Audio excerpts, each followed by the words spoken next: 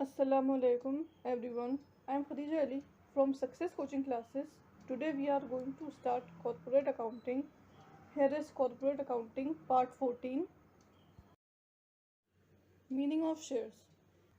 Meaning of shares के लिए आप मेरा कॉर्पोरेट अकाउंटिंग का पार्ट 1 देखिएगा, उसमें मैंने मीनिंग ऑफ शेयर्स को कवर किया है। चलिए अब हम आगे देखते हैं। आगे है necessity of valuation of shares. इसमें है when two or more than two companies amalgamate valuation of share is made। इसका मतलब ये है कि जब दो या दो से ज़्यादा कंपनीज अमलगमेट होती हैं, अमलगमेट का मतलब होता है साथ में मर्ज होना। जब दो या दो से ज़्यादा कंपनी साथ में मर्ज होती हैं तब वैल्यूएशन ऑफ शेयर्स बनाया जाता है। फिर दूसरा है valuation of shares is made when share of one type are converted into share of another type. इसका मतलब ये है कि जब एक शेयर दूसरे शेयर में कन्वर्ट हो रहा होता है तब वैल्यूएशन ऑफ शेयर्स बनाने की ज़रूरत पड़ती है। तीसरा है when absorption of a company takes place valuation of share is made. इसका मतलब ये है कि जब कंपनी का एब्जॉर्प्शन हो रहा होता है, मतलब जब हमारी कंपनी ख़त्म हो रही होती है तब वैल्यूएशन ऑफ शेयर्स बनाया जाता है। फिर लास्ट पॉइंट है valuation of shares. Valuation of such shares is made which are not quoted in stock exchange. Quoted का मतलब है रिपीट होना। लास्ट वाला जो है उसका मतलब है कुछ शेयर्स का वैल्यूएशन तब बनाया जाता है जब वो स्टॉक एक्सचेंज में रिपीट नहीं किए गए हों। चलिए अब हम आगे देखते हैं। आगे है types of valuation of shares. इसमें है par value, market value, cost value, capitalized value, fair value. अब हम आगे इसका एक्सप्लेनेशन देखेंगे। चलिए अब हम आगे देखते हैं। आगे है पार वैल्यू। इसमें है the amount of each share of a company is mentioned in the record of a company. This amount is called book value of the shares. इसका मतलब ये है कि जो अमाउंट होता है ना हर एक शेयर का कंपनी के, वो काहे में मेंशन होता है? वो मेंशन होता है रिकॉर्ड्स के, कंपनी के जो रिकॉर्ड्स है ना उसमें वो मेंशन रहता है।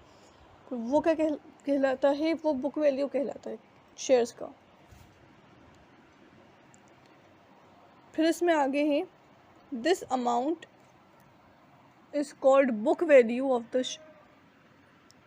इसमें आगे है more than par value is called premium and less than par value is called discount. इसका मतलब ये है कि जो पार वैल्यू है वो होती है मेन वैल्यू, बिल्कुल फिक्स वैल्यू होती है वो, और उस वैल्यू से अगर कोई वैल्यू कम होगी तो वो डिस्काउंट कहलाएगी, और उस वैल्यू से कुछ वैल्यू मतलब कुछ अमाउंट अगर ज़्यादा होगा तो वो प्रीमियम कहलाएगा। हाँ, चलिए अब हम आगे देखते हैं। आगे है मार्केट वैल्यू। इसमें है market value of a share means that value eight which this share is sold and purchased in the share market.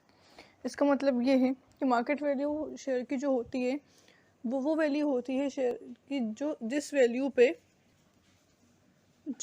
पे शेयर जो हैं वो बेचे गए हों और परचेज किए गए हों शेयर मार्केट पे, वो कहलाती है मार्केट वैल्यू। फिर दूसरा है कॉस्ट वैल्यू। इसमें है the price which a share holder has to pay in order to acquire a share is called its cost value. इसका मतलब ये है वो प्राइस जो कि शेयर होल्डर को पे करना पड़ती है एक ऑर्डर में एक्वायर करने के लिए शेयर को, तो वो क्या कहलाती है? कॉस्ट वैल्यू कहलाती है। फिर आगे है it includes market price and brokerage etcetera. ये क्या इंक्लूड करती है? ये मार्केट प्राइस भी इंक्लूड करती है और ब्रोकरेज भी इंक्लूड करती है। फिर है paid for the purchase of the shares. ये पे करी जाती है शेयर्स को परचेज करने में, तो वो कहलाती है कॉस्ट वैल्यू। चलिए अब हम आगे देखते हैं। आगे है कैपिटलाइज्ड वैल्यू।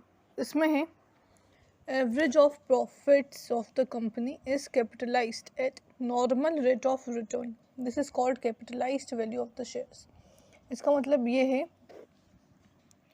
कंपनी के प्रॉफिट्स का जो एवरेज होता है ना वो कैपिटलाइज्ड करा जाता है एक नॉर्मल रेट ऑफ रिटर्न पे, जो कि फिर क्या होता है? जो कि शेयर की कैपिटलाइज्ड वैल्यू कहलाता है। फिर आगे है This amount is divided by a number of shares of the company in order to find out the capitalized value of each share of a company. इसका मतलब फिर क्या है, इसका मतलब ये है, ये जो अमाउंट है वो डिवाइड करा जाता है अलग अलग नंबर्स में शेयर्स की, कंपनी के जो शेयर्स हैं उनमें अलग अलग डिवाइड करा जाता है एक ऑर्डर में। कैपिटलाइज्ड वैल्यू को फाइंड करने के लिए हर एक शेयर की कंपनी का जो हर एक शेयर है उसकी कैपिटलाइज्ड वैल्यू को फाइंड करने के लिए ये डिवाइड करा जाता है।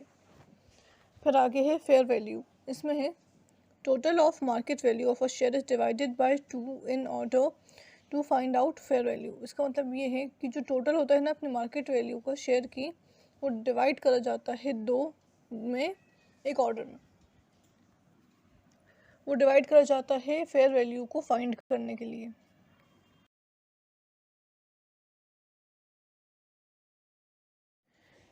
इसी के साथ हमारा कॉर्पोरेट अकाउंटिंग का पार्ट 14 एंड होता है। Thanks for watching. Please like, share and subscribe. Press the bell icon.